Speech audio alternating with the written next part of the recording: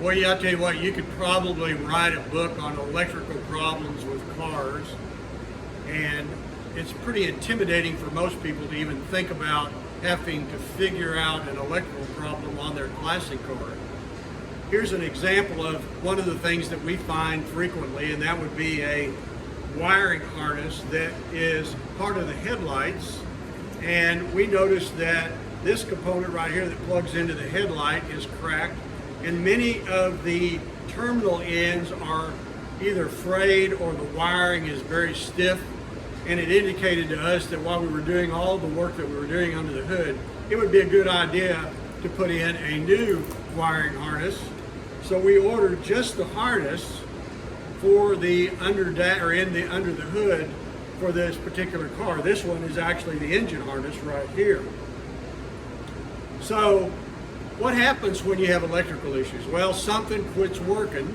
Hopefully it doesn't get so hot that wires begin to burn, but in many cases they do. Or most likely something's going to quit working. The radiator fan, it won't start, the lights don't come on, the interior lights, the dash lights, all those things are electrical, and you have to know how to go about resolving those issues in order to be able to fix the problem and be able to use your car.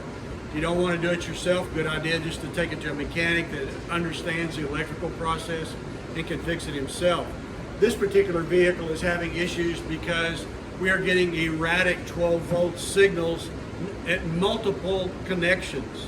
So how do we go about figuring that out? Well, we've noticed over the years that when you get erratic signals, that means that there's something that's trying to short out.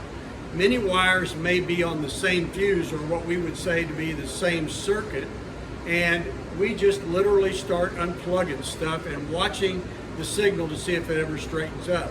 In this case, it turned out to be the ignition coil, which is part of the spark plug ignition system. That coil was shorting out internally, and it was causing all the other electrical connections on that circuit to do the same thing. So we're rewiring and sending a new wire to the ignition coil, and we're putting another ignition coil in it to straighten that up.